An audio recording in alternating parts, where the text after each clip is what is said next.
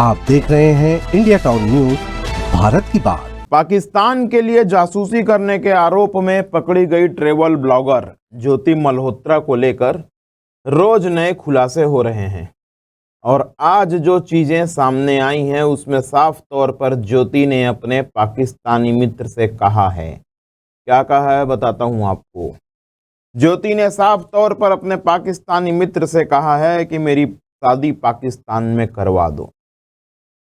गद्दारी का एक ऐसा चेहरा जो खूबसूरत तो जरूर है लेकिन घिनौना है। इसलिए घिनौना है कि भारत में रहकर जिसने उस पाकिस्तान के लिए काम किया जिसकी वजह से हमने आज तक अपने ना जाने कितने भारतीयों को खो दिया। नमस्कार, मैं हूं अजय सोनी और आप देखना शुरू कर चुके हैं इंडिया टाउन न्यूज भारत की बात।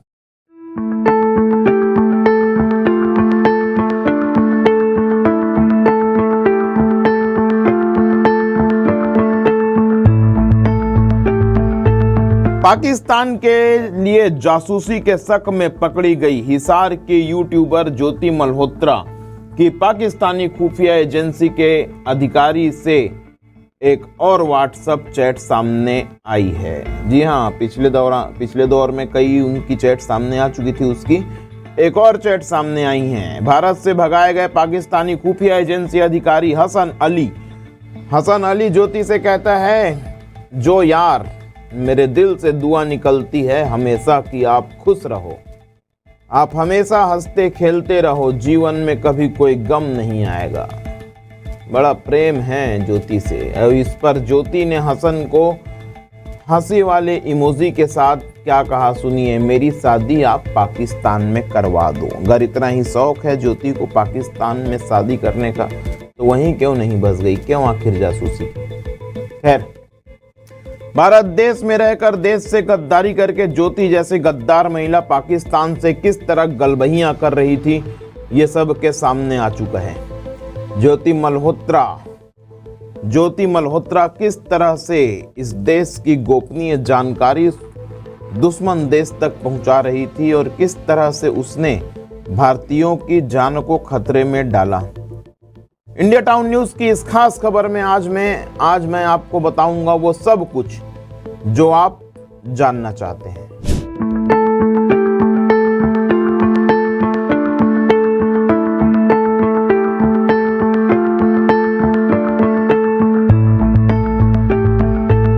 ज्योति 1 साल पहले पठानकोट गई थी। हालांकि उसने वहां ट्रैवलिंग से जुड़ा कोई खास वीडियो नहीं बनाया था, लेकिन फेसबुक पर शेयर की गई फोटो और छोटी सी क्लिप से वहां उसके जाने का खुलासा हो गया, जिसके बाद राष्ट्रीय जांच एजेंसी NIA और इंटेलिजेंस ब्यूरो IB की टीम ने उसे मंगलवार यानी 20 मई को पठानकोट लेकर गई। कल उसे लेकर वहां जाया गया था। NIA ने उसके पठानकोट विजिट को संदिग्ध माना है और कयास लगाए जा रहे हैं कि वह यहां आर्मी कैंट और एयरबेस की रेकी करने के मकसद से गई थी। ऑपरेशन सिंदूर के बाद पाकिस्तानी आर्मी ने पठानकोट में आर्मी कैंट और एयरबेस को टारगेट करने की कोशिश की थी। पिछले दिनों हमने आपको अपनी खबरों में ये बात बताया था, लेकिन अब ज्योति भी वहां एयरबेस और आर्मी कैंट की रेकी करने गई थी और जिस जगह की हम बात कर रहे हैं, इस जगह पर साल 2016 में भी एक हमला हो चुका है। आपको बता दूं कि ज्योति मल्होत्रा ने फेसबुक पर ट्रेन से पठानकोट सिटी जाने की फोटो अपलोड की थी। इसमें वह ट्रेन में एक युवती के साथ बैठी हुई है और खाना खाते हुए दिख रही है। इस खबर में सबसे पहले आइए आपको बताते हैं कि पिछले 5 दिनों के घटनाक्रम में क्या कुछ हुआ और उसके बाद आपको मैं बताऊंगा कि अब तक की जांच में NIA ने क्या कुछ हासिल किया। घटनाक्रम कुछ इस प्रकार है कि 15 मई को हिसार पुलिस ने ज्योति मल्होत्रा को घर से हिरासत में लिया। 17 मई को गिरफ्तारी की खबर सामने आई और ज्योति को 5 दिन की रिमांड पर लिया गया।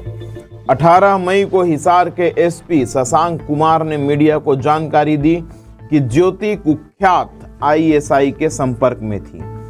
19 मई को ज्योति को NIA चंडीगढ़ ले गई जहां उससे 7 घंटे तक गहन पूछताछ की गई और 20 मई को एनआईए ज्योति को पठानकोट लेकर गई। उसके बाद जहां जहां वो गई उन जगहों की जांच की गई। अभी आपने देखा कि अब तक क्या क्या हुआ और अब ये जानिए कि क्या कुछ अब तक हासिल हुआ है इस मामले में। बड़े गंभीर चीजें सामने आई हैं ज्योति के मामले में लेकर। सुनिए, फोरेंसिक जांच में ज्योति के मोबाइल से सेना से जुड़ी चीजें मिली हैं, साथ ही बैंक अकाउंट में दुबई से बड़ा ट्रांजैक्शन भी निकला है।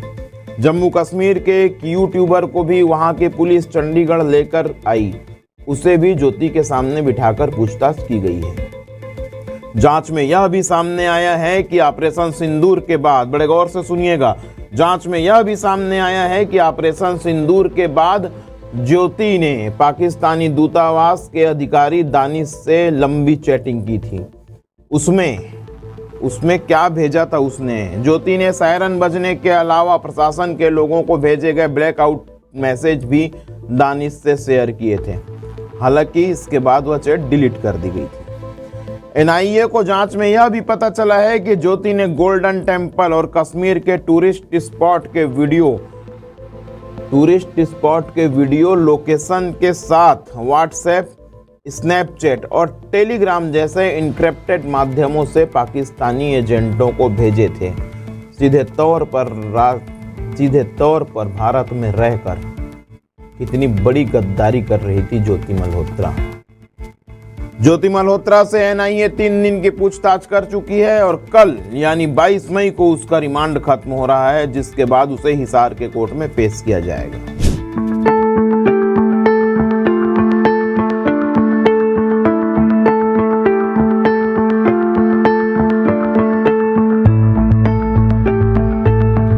एक साधारण ट्रेवल ब्लॉगर बनकर यूट्यूब में फेमस होकर किस तरह से गद्दार ज्योति मल्होत्रा अपने वीडियो के जरिए जासूसी कर रही थी, उसके पैटर्न को समझना बहुत आवश्यक है। आइए बताता हूं आपको। चंडीगढ़ में ज्योति की जांच के दौरान एनआईए की टीम को उसके ट्रैवल वीडियो में एक खास किस्म का पैटर्न दिखा। उसके यूट्यूब चैनल ट्रैवल विथ जो, उसके यूट्यूब चैनल का नाम है ट्रैवल विथ जो। इस चैनल पर ज्यादातर वीडियो धार्मिक टूरिज्म के हैं। हालांकि इन वीडियो में धार्मिक स्थलों की जानकारी के बजाय फर्क देखिए जासूसी का। मतलब कितने दिमाग से वो काम कर रही थी कि वीडियो बना रही थी धार्मिक स्थलों का, लेकिन धार्मिक जानकारियों के बजाय उसने ज़्यादा फोकस वहाँ की सिक्योरिटी को लेकर किया कि अमृतसर में कितनी सिक्योरिटी है, कश्मीर में कितनी सिक्योरिटी है, केदारनाथ में कितनी सिक्योरिटी है और अन्य जगहों पर कितनी सिक्योरिटी है। ज्योति मल्होत्रा खासकर बॉर्डर एरिया के वीडियो में ज़्यादा ध्यान दे रही थी और वहीं के वीडियो ज़्यादा मिले। इसके बाद एनआईए और आईबी की टीमें उसके पाकिस्तान, चीन, इंडोनेशिया, दुबई, थाईलैंड, नेपाल और भूटान विजिट के वीडियो की भी गहनता से जांच में जुट गई है। आपको बता दें कि पुलिस सोर्सेस के मुताबिक ज्योति के जासूसी केस को एनआईए पूरी तरह से अपने हाथ में ले सकती है ताकि नेशनल सिक्योरिटी, भारत देश की सुरक्षा से जुड़े इस मामले की बारीकी से जांच की जा सके।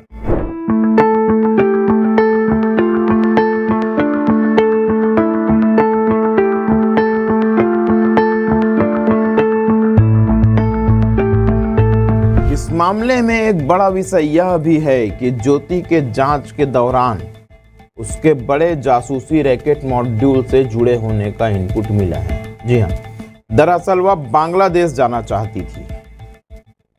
भारत से वह बांग्लादेश जाना चाहती थी। उसने वीजा के लिए आवेदन की कॉपी भी तैयार कर ली थी, लेकिन खास बात यह है कि उसने अपना अस्थायी पता बांग्लादेश की राजधानी ढाका के उत्तर एरिया का दर्ज किया था। खुफिया एजेंसियों का मानना है कि ज्योति वहां बांग्लादेशी ऑपरेटिव से जुड़ने के लिए जा रही थी, जिसके लिए उसने ट्रैवलिंग का बहाना बनाया था। उसे वहां किसी मीटिंग में भी शामिल होना था। इस बात का खुलासा एनआईए ने किया है। खुफिया एजेंसियों को शक है कि आईएसआई ही बांग्लादेश में यह जासूसी मॉड्यूल बना रही थी, जिसमें नए ऑपरेटरों को, स्लीपर सेल को जोड़ा जा रहा था और उसी से यह ज्योति मल्होत्रा जुड़ी हुई थी।